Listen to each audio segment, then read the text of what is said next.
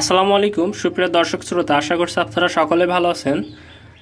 আজ আপনাদের মাঝে কথা বলবো কিভাবে বাঁশের চারা সংগ্রহ করতে হবে বা কোন পদ্ধতিতে বাঁশের চারা সংগ্রহ করলে ভালোভাবে বাঁশের ফুলকি বেরোবে এবং মাত্র এক সপ্তাহের মধ্যে বাঁশ গাছ বৃদ্ধি পাবে।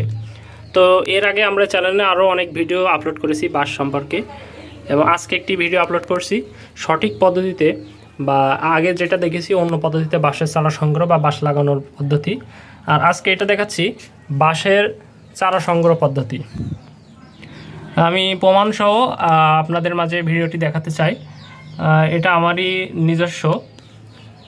তো আমি কীভাবে বাঁশের চারা সংগ্রহ করলাম এবং কোন পদ্ধতিতে বাঁশের চারা সংগ্রহ করলে এরকমটা হবে এবং কতদিন পর লাগাতে হবে। তো চলুন শুরু করা যাক। ভিডিওটি স্কিপ না করে শুরু থেকে শেষ পর্যন্ত দেখতে থাকবেন। প্রথম অবস্থায় আমি একটি বাঁশের চারা সংগ্রহ করেছি। বাঁশের যে ঝাড় বলে থাকি, বাঁশের ঝাড় থেকে আমরা বাঁশের চারা সংগ্রহ করেছি এবং সেটিকে আমরা একটি সালার বস্তা আছে, সালার বস্তার ভিতরে দিয়ে ভালোভাবে বেঁধে রেখে পানি দিয়ে প্রতিনিয়ত ভিজাচ্ছি।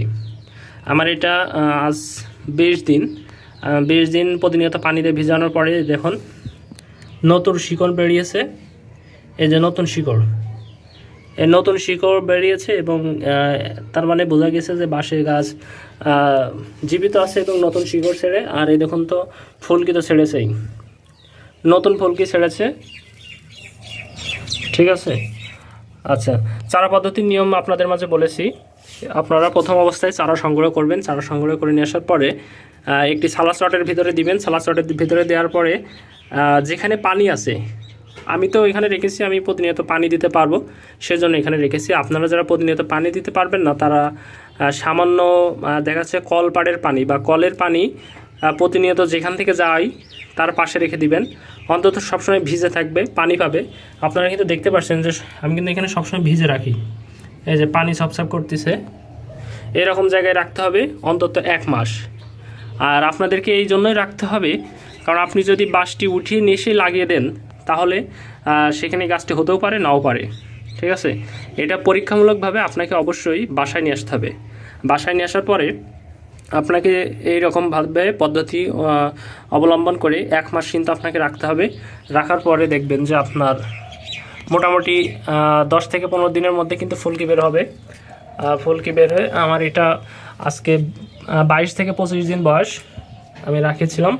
এখন আমার মোটামুটি গাছের চারা হয়ে গেছে, মোটামুটি কমপ্লিট। আমি এখন এটা লাগানোর জন্য এখন প্রস্তুত। আমি এটা এখন কিভাবে লাগাতে হবে এবং কি পদ্ধতিতে লাগালে সবথেকে ভালো হবে আমি এর উপরে কিন্তু আরেকটি ভিডিও আপনাদের আপলোড করব, এবং আপনারা ভিডিওটি দেখার জন্য আমাদের চ্যানেল চোখ রাখবেন। আজকের ভিডিওটি আজকে আর লম্বা করব না, এখানে শেষ করছি। ভালো থাকবেন সবাই, ধন্যবাদ।